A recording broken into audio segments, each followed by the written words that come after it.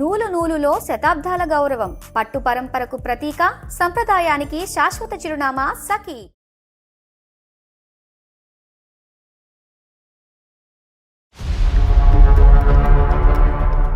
రామకృష్ణ గారు, మీ అబ్బాయి లైన్ లో ఉన్నాడు, ఏమైనా మాట్లాడతారా?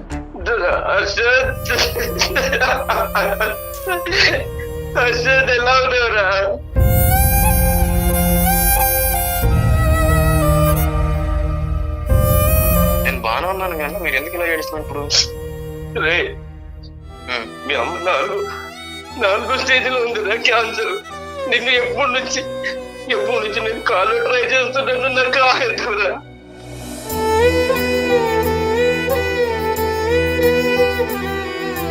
మీ అమ్మ చావు బతుకులు కొట్టు బిట్టారుంది. అది చనిపోయిందా?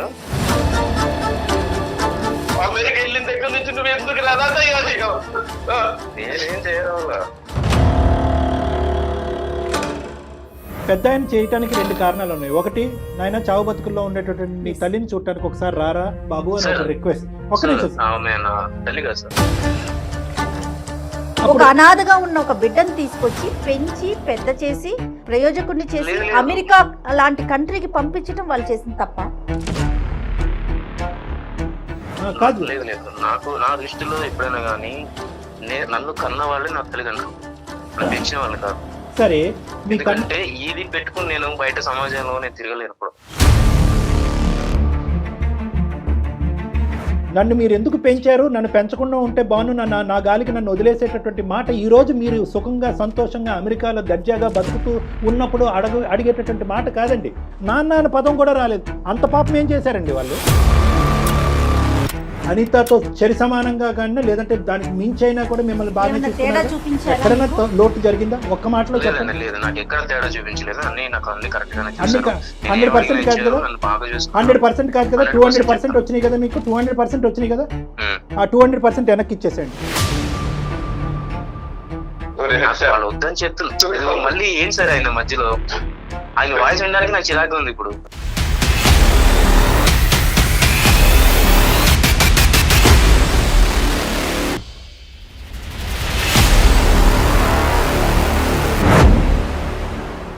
వేరికోస్ వెయిన్స్ కి సరైన చికిత్స కోసం సంప్రదించండి ఎవిస్ హాస్పిటల్. ఎవిస్ హాస్పిటల్ సమర్పించు అందమైన జీవితం కార్యక్రమానికి స్వాగతం. నమస్తే కళ్యాణ్ గారు. నమస్తే జయ గారు.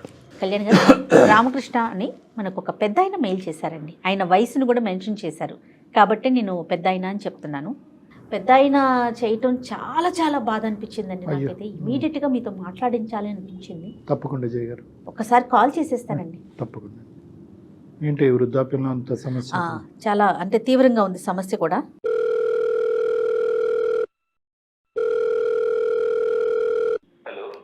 హలో, నమస్తే అండి. నేను జయానండి, అందమైన జీవితం ప్రోగ్రామ్ నుంచి కాల్ చేస్తున్నాను. సుమన్ టీవీ నుంచి కదమ్మా? అవునండి, అవునవును. చెప్పండి అమ్మా. మీరేదో కంగారులో ఉన్నట్లున్నారు, లేకుంటే బాధగా ఉన్నారు. మీ వాయిస్ అయితే నాకు అట్లా అనిపిస్తా ఉంది. మాట్లాడొచ్చండి? అయ్యో అయ్యో, బాధపడకండి.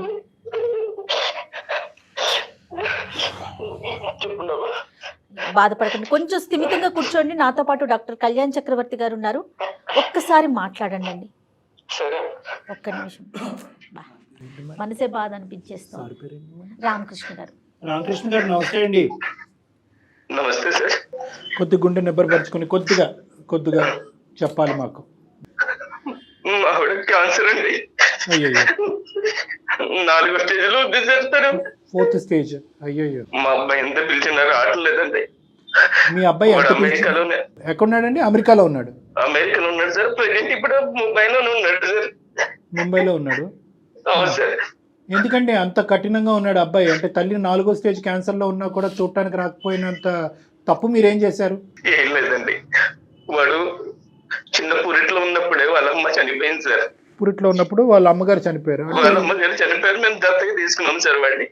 వాళ్ళ నాన్న 40 రోజులు కాకముందే ఇంకొక పెళ్లి చేసుకున్నాడు సార్.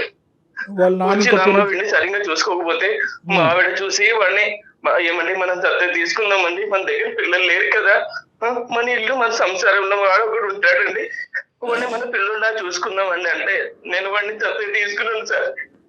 నాది సెంట్రల్ గవర్నమెంట్ ఉద్యోగం సార్ నాది. ఉమ్, ఉమ్, ఉమ్. అయితే వాడికి బాగా చదివించుకున్నాం సార్ వాడిని. అంత చదివించుకున్న తర్వాత వాడికి ఇంటర్మీడియట్ ఆ లెవెల్లో ఎవరు చెప్పారు సార్, మా బంధువులు, నువ్వు వీళ్ళకి పుట్టిన బిడ్డోడు కాదురా, నేను దత్తత తీసుకున్నారని చెప్పారు సార్.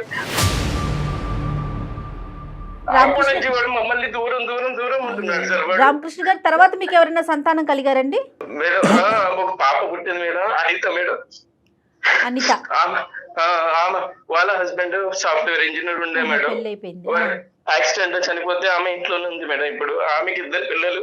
అయ్యో. ఆమె ఇక్కడే ఉంది. మాకు ఆర్థికంగా లోటు అయితే ఏం లేదు మేడం. వాడు ఇంటికి రావాలి, వాళ్ళమ్మ ఒక్కసారి నెక్స్ట్ కన్నాను చూసి చనిపోతానంటుంది మేడం. 4వ స్టేజ్ మేడం, క్యాన్సర్. అయ్యో. బాబు 15 సంవత్సరాల వరకు మీరు చెప్పలేదు మీరు దత్తత తీసుకున్నారు బాబుని అనేది? లేదు సార్, వాడు ఇంటర్మీడియట్ వరకు నేను ఏమీ చెప్పలేదు సార్. ఎవడో చెప్పాడు సార్ బయట వాడు. వాడికి ఎంత ప్రేమగా చూసుకున్నామంటే మేము అంత ప్రేమగా చూసుకున్నాం సార్. వాడికి టైఫాయిడ్ జ్వరం వస్తే అక్కడ ఎక్కడో బీహార్ లో ఒక తావే మందిరం ఉంటే ఆ తావే మందిరం కూడా వెళ్ళి మా ఆవిడ ముక్కుకుంది సార్. అక్కడ వెంకటేశ్వర స్వామి ముక్కుకొని నడిచి ఆ పై దాకా వెళ్ళి ముక్కు తీర్చుకుని వచ్చింది సార్. ఇంత చేసిన వాడు అసలు వాళ్ళ అమ్మ అంత ఇంత కూడా కడగడం లేదు సార్ వాడికి. వాస్తవానికి ఏంటంటే అనితని ఎంత బాగా చూసుకున్నారో బహుశా అదే స్థాయిలో దత్తత తీసుకున్నటువంటి అబ్బాయిని కూడా అదే స్థాయిలో చూసుకున్నాను సార్. అదే కదా సార్ నా బాధ. అంత బాగా చూసుకున్న కొడుకు ఈ రోజు నువ్వు నా నాన్న కాదు, నువ్వు మా అమ్మ కాదు అని చెప్తే ఎంత బాధ ఉంటుంది సార్ మాకు. అంటే ఈ రోజు అన్నాడా సార్ ఇంటర్మీడియట్ తెలిసినప్పటి నుంచి అలాగే ప్రవర్తిస్తున్నాడా సార్? ఇంటర్మీడియట్ అప్పుడు వేరే చోట చదువుకుంటాం నాన్న, వేరే చోట చదువుకుంటా అంటే అక్కడ పంపించాను సార్ నేను. అక్కడ నుంచి అలా అలా అలా మెల్లిగా మాకు దూరం అవుతే వస్తున్నాడు వాడు. అంటే అక్కడ ఎవరో ఏదో చెప్పారు సార్ వాడికి. అప్పటి నుంచి మమ్మల్ని ఇగ్నోర్ చేస్తున్నాడు సార్. తెలిసి తెలియనట్టుగా పట్టించుకోవడం లేదు. అంటే ఇంకా దూరంగా చదువుకుంటాను చదువుకుంటా వాడు ఇంకా మా దగ్గర ఉంటాడు కదా అని మా చెల్లెలు కూతురికి ఇచ్చి పెళ్లి చేయాలని నేను నిర్ణయించుకున్నాను సార్. మా చెల్లెలు కూడా సరే అన్నయ్య అనేది. ఎవరు పుట్టిన అబ్బాయి అయినా కూడా మా చెల్లెలు కూడా యాక్సెప్ట్ చేసింది సార్. చేసుకుంటాను అన్నయ్య వాడిని అని చెప్పింది. సరే చేసుకున్నంతలో వాడు అక్కడ అమెరికాలోనే ఒక అమ్మాయిని చూసి ప్రేమించి వాడు ఏం చేశాడు సార్, మమ్మల్ని అసలు ఇన్వైట్ కూడా చేయలేదు, మమ్మల్ని పిలవలేదు. నేను కాల్ చేస్తే లేదా నాన్న మీరు ఎవరు రావద్దండి, అసలు ఎవరికి ఇన్ఫార్మ్ చేయొద్దండి, మన బంధువులకి ఎవరు చెప్పకండి, నేను ఇక్కడ పెళ్లి చేసుకుంటున్నాను, మీరు రావాల్సిన అవసరం లేదు, అమ్మ రావాల్సిన అవసరం లేదని చెప్పాడండి. తెలుగు అమ్మాయేనండి అమెరికా అమ్మాయా? తెలుగు అమ్మాయే అండి. ప్రేమించి పెళ్లి చేసుకున్నాడు. వాళ్ళ వరకు అయితే హ్యాపీగానే ఉన్నారు. వాళ్ళ వరకు హ్యాపీగా ఉన్నారు సార్. కానీ ఒక్కసారి కూడా మమ్మల్ని చూడడానికి రావడం లేదు సార్. అంటే మాకు అర్థం కావట్లేదు మీరు చేయని తప్పుకు మిమ్మల్ని ఎందుకు శిక్షిస్తున్నాడు మీ అబ్బాయి అనేది మాకు అర్థం కావట్లేదు. మీ కుటుంబ సభ్యులు అందరికీ తెలుసా ఈ అబ్బాయి దత్తత తీసుకున్నారు మీరు అనేది? సార్ మా కుటుంబంలో అందరికీ తెలుసండి ఈ అబ్బాయి మీద దత్తత తీసుకున్నామని.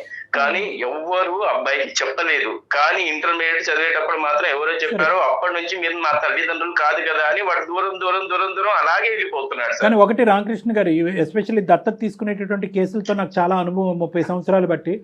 నేను అనేది ఏంటంటే దత్తత తీసుకున్నప్పుడు ఒకానొక సమయం సందర్భంలో ఒక కీలకమైనటువంటి వయసు, అది కూడా పీడియాట్రిక్ సైకియాట్రిస్ట్ డాక్టర్ చెప్తారు ఈ టైంకి మీ అబ్బాయి సూటబుల్గా ఉన్నాడు, మీ అమ్మాయి సూటబుల్గా ఉన్నాడు, ఈ టైం అప్పుడు డిక్లేర్ చేయండి అంటారు. డిక్లేర్ చేయమంటారు?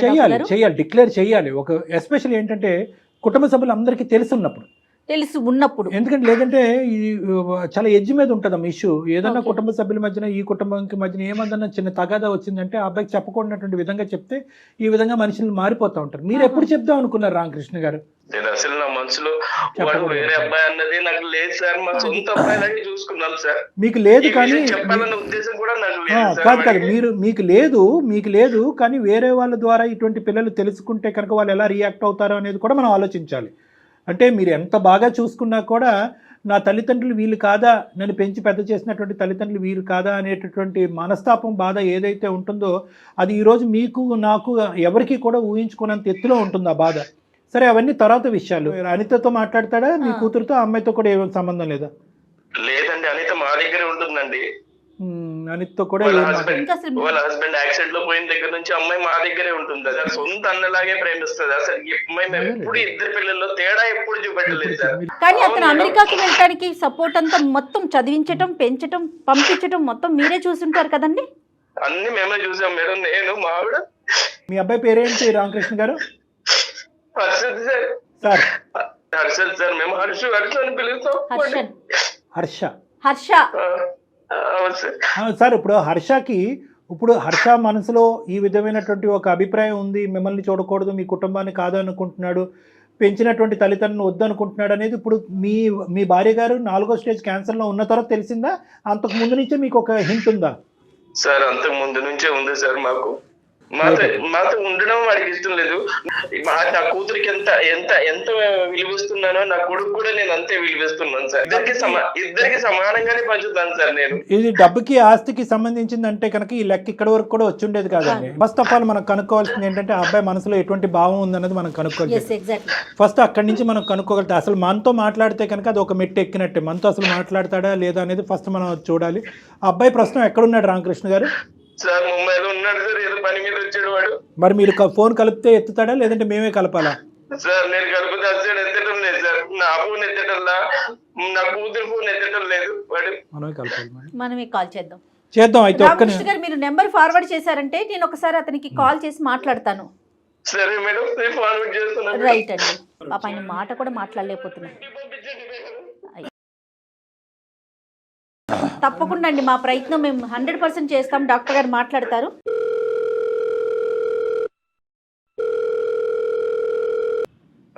హలో, నమస్తే అండి హర్షిత్ గారు.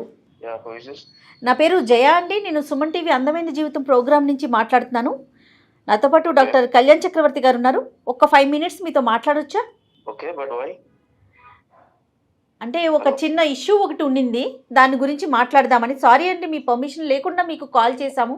సుమన్ టీవీ ఇది అందమైన జీవితం అని ఒక పెద్ద ప్రోగ్రామ్ని మనం కండక్ట్ చేస్తూ ఉంటాము. ఎవరైతే సమస్యతో ఉన్నారో వాళ్ళకి డాక్టర్ కళ్యాణ్ చక్రవర్తి గారు తగిన సలహాలు సూచనలు ఇచ్చి వాళ్ళ సమస్యకు ఒక పరిష్కార దిశగా మేము తీసుకెళ్తామండి. సో మా దాకా ఒక సమస్య వచ్చింది మీ ఫ్యామిలీకి సంబంధించి. మీరెవరండి మా ఫ్యామిలీ గురించి డిస్కస్ చేయడానికి? Harshit hi Harshit, good afternoon. నా పేరు doctor Kalyan Chakravarthy. Let me introduce myself. తర్వాత మీకు ప్రోగ్రామ్ ఎందుకు, అసలు మీకెందుకు, మిమ్మల్ని ఎందుకు డిస్టర్బ్ చేస్తున్నాం, సో కాల్ డిస్టర్బెన్స్ అని అనుకోవచ్చు. చాలామంది అలాగే అనుకుంటారు, మీరు అలా అనుకోవటంలో కూడా తప్పులేదు. నేను డాక్టర్ కళ్యాణ్ చక్రవర్తి. నేను consultant psychiatrist and relationship counsellor with 30 year experience నాకు. సో ఈ మీడియా, ఈ ప్లాట్ఫామ్ అనేటటువంటిది ఏంటంటే not to trouble you or struggle you, మిమ్మల్ని ఇబ్బంది పెట్టి బాధ పెట్టి కాదు. ఒక 2 minutes వినండి, నేను చెప్తున్నాను. నేను ఎవరో తెలిస్తేనే కదా మీరు నాతో మాట్లాడటానికి ఒక అవకాశం ఉంటుంది. నేను ఎవరో తెలియకుండా ఒక అనామకుడితో మీరెందుకు మాట్లాడతారు? ఇది నా ఫ్యామిలీ గురించి నేను మీకు చేయలేదు. మీ ఫ్యామిలీ గురించి ఒక సలహా సూచన తీసుకుని ఒక పెద్ద ఆయన పడేటటువంటి బాధ మీ వరకు తీసుకొస్తే మీరు ఏమన్నా దానికి ఒక సలహా సూచన ఇస్తారేమో అనే ఉద్దేశంతో, ఒక మానవతా దృక్పథంతో చేసేటటువంటి ప్రయత్నం. నా రెజ్యూమ్ మీకు అనవసరం. మాట్లాడుకోవట్లేదు అనేదే మీ నాన్నగారు చెప్పేటటువంటి మాట అండి. రామకృష్ణ గారు చాలా బాధాకరంలో, చాలా భయంకరమైనటువంటి వేదంతో ఈరోజు మీ నాన్నగారు మాకు ఫోన్ చేసి అతను ఏ స్థాయిలో ఉన్నాడంటే అతని మానసిక పరిస్థితి అది వర్ణాతీతం. నా మాటల్లో కూడా నేను చెప్పలేను. మేము చూడలేకపోతున్నటువంటి మీ తల్లిగారు ఎవరైతే ఉన్నారో ఆవిడ 4వ స్టేజ్ క్యాన్సర్లో చావు బ్రతుకుల మీద కొట్టుమిట్లాడుతున్నారు. ఆవిడ ఆఖరి కోరికగా కేవలం మీ మొహం చూడాలి, మీతో మాట్లాడాలి అనేటటువంటి ఆలోచనతో పరితపించిపోతున్నారు. ఎటువైపు పోవాలో అర్థం కానక మీరు ఫోన్లు ఎత్తక, మీరు మెసేజ్లకు రెస్పాండ్ అవ్వక మా వరకు వచ్చారు రామకృష్ణ గారు, మీ తండ్రి గారు. దాంతో ఆ కేసు టేకప్ చేసుకుని మీ వరకు రావటం జరిగింది. దయచేసి ఒక 2 నిమిషాలు మనం మాట్లాడుకుందాం. కాదండి, ఇప్పుడు రామకృష్ణ గారు కాదు, రామకృష్ణ గారి యొక్క బాధని మేము అర్థం చేసుకుని మీ వరకు వచ్చాం. మీరు ఏమన్నా మాట్లాడదలుచుకున్నారా మాతో? లేదండి, నేనేం మాట్లాడదలుచుకోవట్లేదు. ఒక 2 minutes అండి ప్లీజ్, నా రిక్వెస్ట్. చెప్పండి. రైట్, ఓకే, థ్యాంక్ యూ అండి. మీరు అర్థం చేసుకున్నారు. నేను అర్థం చేసుకోలేదు, మీకు టైం ఇచ్చాను. Okay, thank you. What ever, ఏదైనా నాకు ఒకే విధంగా వినిపిస్తున్నాయి. కానీ నేను చెప్పేది ఏంటంటే రామకృష్ణ గారు కూడా, మీ నాన్నగారు కూడా ఇక్కడ లైన్లో ఉన్నారండి. మీరు డైరెక్ట్గా ఫోన్ ఎత్తట్లేదు కాబట్టి మేము ఈ పద్ధతిలో మీకు కాల్ చేయవలసి వచ్చింది. రామకృష్ణ గారు, మీ అబ్బాయి లైన్లో ఉన్నాడు, ఏమైనా మాట్లాడతారా?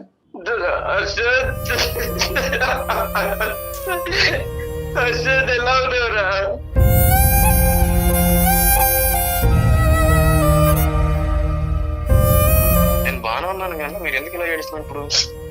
రే, మీ అమ్మ 4వ స్టేజ్లో ఉంది క్యాన్సర్.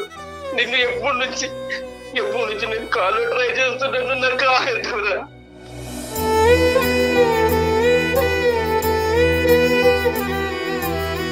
మీ చెల్లి ఇన్ని రోజుల నుంచి చేస్తుంది. మీ అమ్మ చావు బతుకులో కొట్టు బిట్టాడుతుంది. అది చనిపోయిందా?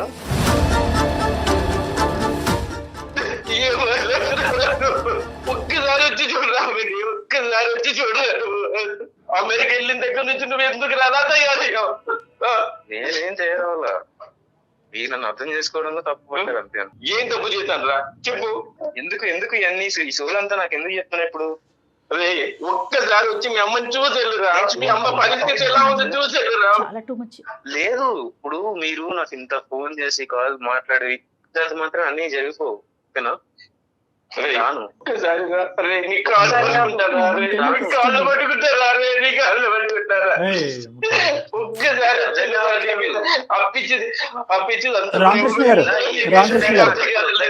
రామకృష్ణ గారు నా దగ్గర వద్దు.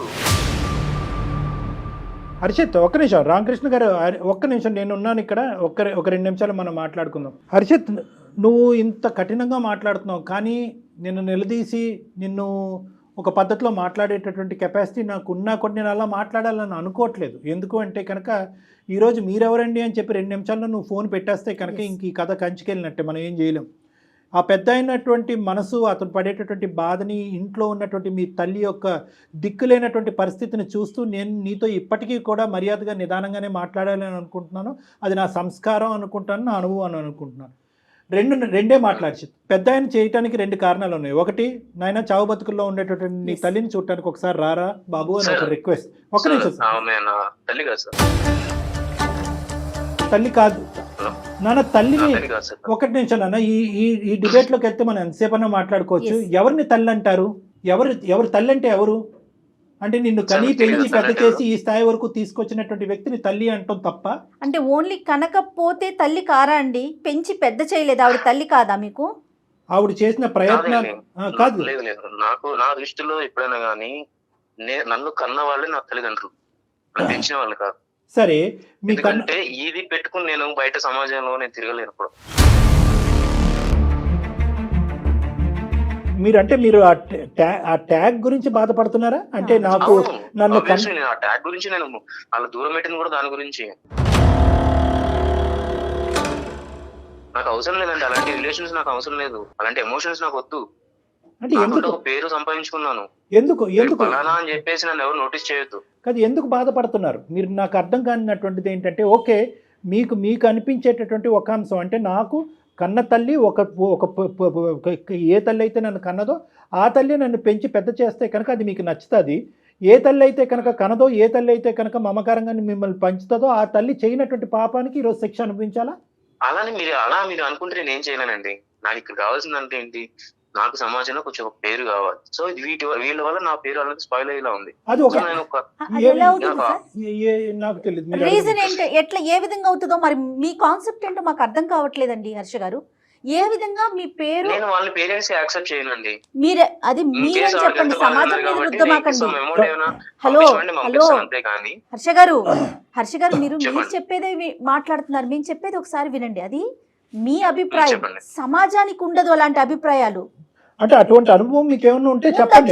అంటే ఎవరన్నా మిమ్మల్ని చిన్న చూపు చేశారా? దత్తత తీసుకున్నారా? నువ్వు ఆవిడకు పుట్టినటువంటి బిడ్డ కాదు అని ఎవరన్నా మిమ్మల్ని చిన్న చూపు చేశారా? చాలా సందర్భాలు నేను ఫేస్ చేశాను కాబట్టి అంత పెంచిన వాళ్ళు కూడా కాదని ఎందుకు వచ్చేసాను. నేను ఎంత బాగా హర్ట్ అయి ఉంటాను వాటి గురించి. నేను అలాంటి ఫేస్ చేశాను చాలా.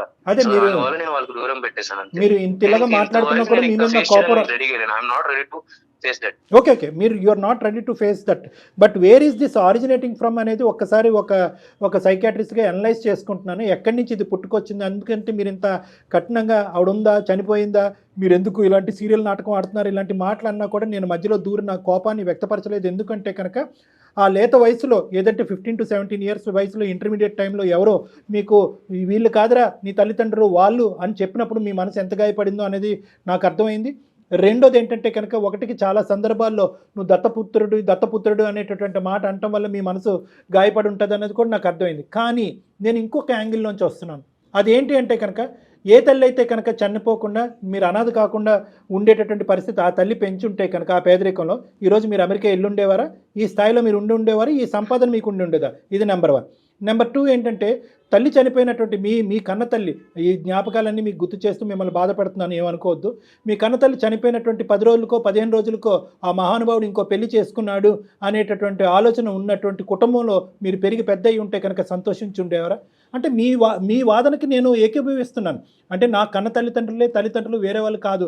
మేమేమంటున్నానంటే కన్నటువంటి వాళ్ళు ఎవరైనా కూడా పెంచినటువంటి వాళ్ళు మీకు ఆ సంతోషాన్ని సుఖాన్ని ఇచ్చేటటువంటి వాళ్ళు తల్లిదండ్రులు కాదు, దేవుళ్ళు అని అంటారు. ఒక అనాథగా ఉన్న ఒక బిడ్డను తీసుకొచ్చి పెంచి పెద్ద చేసి ప్రయోజకుడిని చేసి అమెరికా లాంటి కంట్రీకి పంపించడం వాళ్ళు చేసిన తప్ప అంటే నాకు అర్థం కావట్లేదు. అతను కూడా వాళ్ళు పెంపకాన్ని లోపభూయిష్టం చేసి ఏలైతే చూపెట్టట్లేదు జయ గారు. అతను కాన్సెప్ట్ ఏంటంటే వాళ్ళని తప్పుగా చూపెట్టట్లేదు, కానీ ఇతనికి పడినటువంటి ఆ బీజం ఏదైతే చిన్నప్పటి నుంచి నలుగురు 4 విధాలుగా మాట్లాడుకుని నుంచి ఇతన్ని హేళన చేసి వెక్కిరించేటటువంటి ప్రయత్నం చేశారో ఆ ట్యాగ్ లైన్కి కారణమైనటువంటి వాళ్ళు వీళ్ళే నన్ను పెంచినటువంటి దత్తత చేసినటువంటి ఈ తల్లిదండ్రులు లేకపోతే నాకు ఆ ట్యాగ్ ఉండదు కదా అని చెప్పి. కరెక్టే. ఆ తల్లిదండ్రులు లేకపోతే ఈ రోజు మీరు ఎక్కడున్నారు? ఆ కాన్సెప్ట్ అర్థం చేయడం గురించి నన్ను మీరు ఎందుకు పెంచారు, నన్ను పెంచకుండా ఉంటే బాను నా గాలికి నన్ను వదిలేసేటటువంటి మాట ఈ రోజు మీరు సుఖంగా సంతోషంగా అమెరికాలో దర్జాగా బతుకుతూ ఉన్నప్పుడు అడిగేటటువంటి మాట కాదండి. ఒకప్పుడు వాళ్ళు పెంచకపోతే కనుక మీరు ఎక్కడో ఏదో చేసుకుంటూ బతుకుండేవారు, అప్పుడు కూడా ఈ మాట అన్ని ఉండేవారా? ఇదేంటి ఇంత అన్యాయం చేశారు నా కన్న తల్లిదండ్రులు, ఈ సమాజంలో నన్ను పెంచి పెద్ద చేసేటటువంటి ఒక నాదురే లేదు అని అప్పుడు బాధపడి ఉండేవారా? ఈ రోజు మీరు కంఫర్ట్ జోన్ లోకి వచ్చాక మీరు అంటున్నారు నన్ను ఎందుకు పెంచారు. అది నా తెలివి వల్ల వెళ్ళానండి, నా తెలివి వల్ల నా చదువు వల్ల నేను అలా వెళ్ళాను అంతే. అమెరికాలో వెళ్ళిపోతారా అండి? కాదండి, ఫైన్.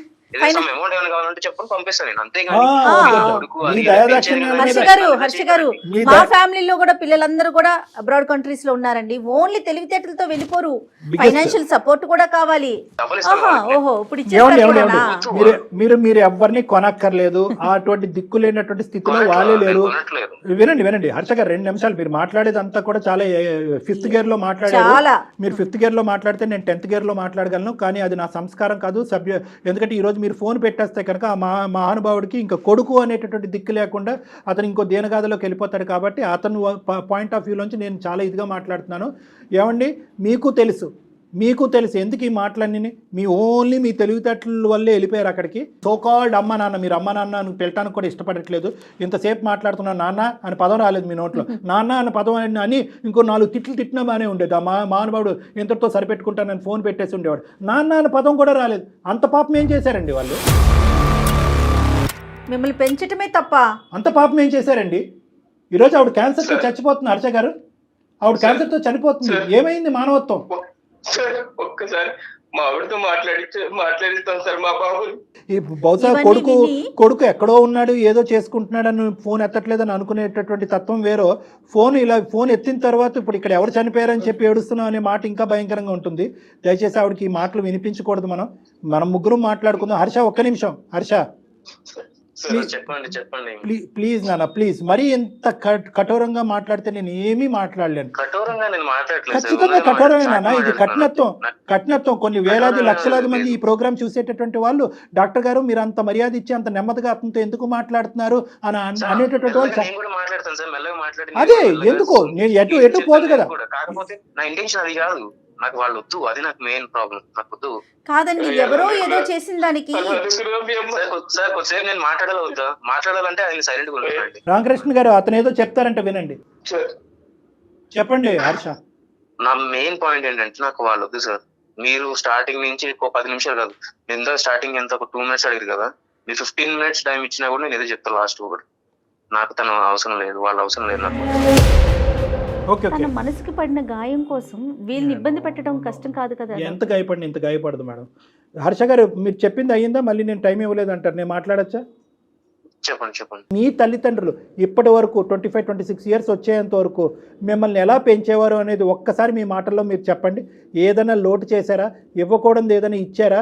ఇవ్వాల్సింది ఏదైనా ఇవ్వకుండా ఉన్నారా? ప్రేమ ఆప్యాయత అనేటటువంటిది పెంచుకున్నటువంటి అనితతో చరి సమానంగా కానీ లేదంటే దానికి మించైనా కూడా మిమ్మల్ని బాగా చూసుకున్నారా? ఎక్కడైనా లోటు జరిగిందా? ఒక్క మాటలో చెప్పండి.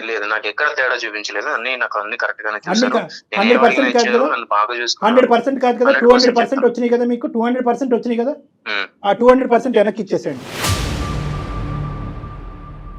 సరే అండి. ఇవ్వండి. ఇప్పుడు అదే అడుక్కుంటున్నాడు ఆ పెద్ద ఆయన.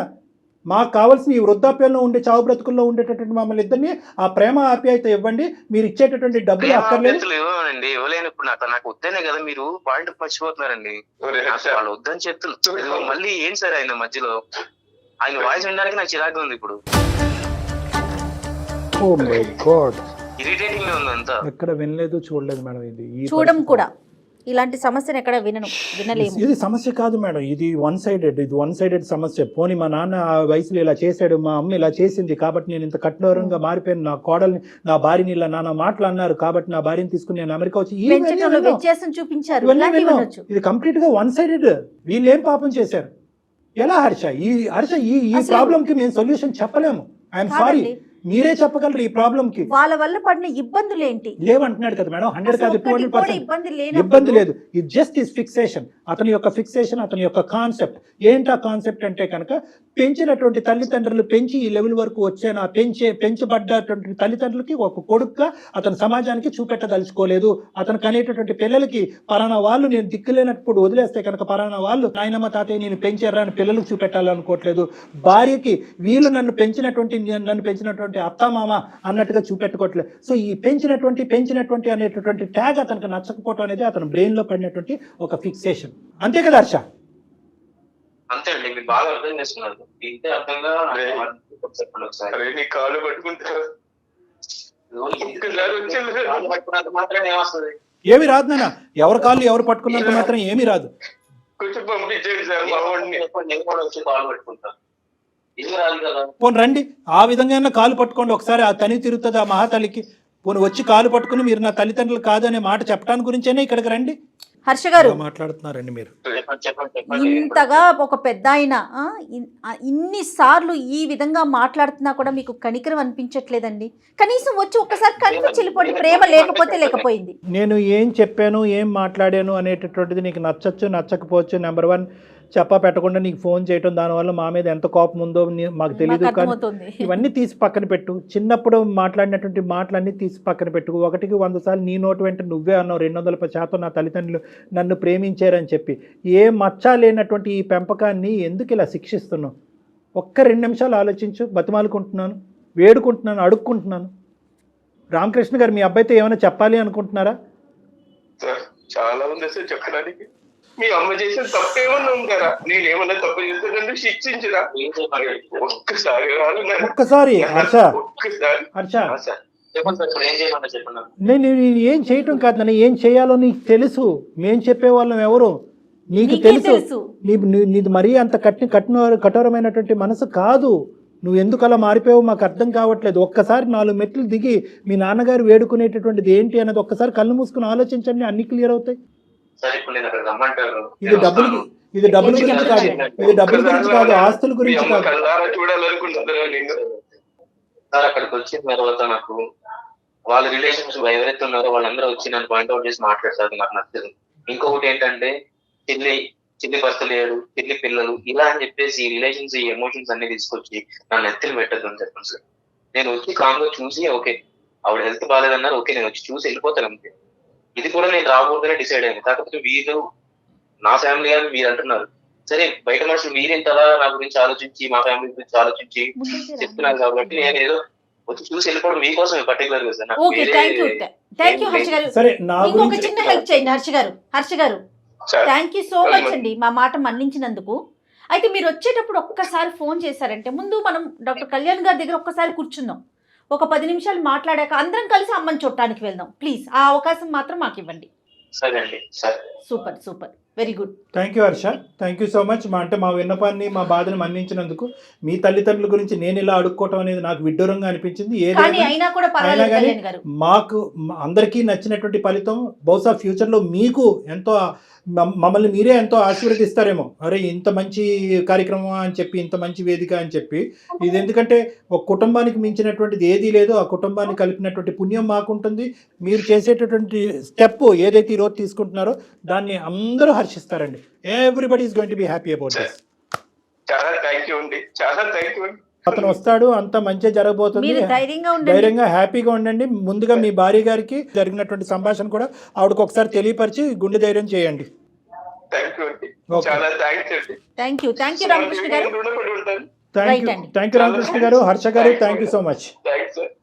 కళ్యాణ్ గారు, మీ ఒపీనియన్ తీసుకోకుండానే నేను మిమ్మల్ని కలవమని చెప్పాను. రీజన్ ఏంటంటే వన్స్ ఒక్కసారి మీ దగ్గరికి వచ్చి కూర్చొని మీతో ఒక్క 10 నిమిషాలు మాట్లాడితే తన మనసు మారుతుందన్న నా అభిప్రాయం. అంతేనండి. ఫోన్ కన్నా కూడా డైరెక్ట్గా అనేసరికి మనసులో బాధ కానీ ఏదైనా కూడా మీరు బయటకు తీసేయగలుగుతారని ఒక అభిప్రాయం అండి. తను వచ్చేటప్పుడు మీకు నేను కాల్ చేస్తాను, దాన్ని ఒక్కసారి కూర్చుందరు. తప్పకుండా చేయగలరు. రైట్ అండి, థ్యాంక్ యూ, నమస్తే. Thank you.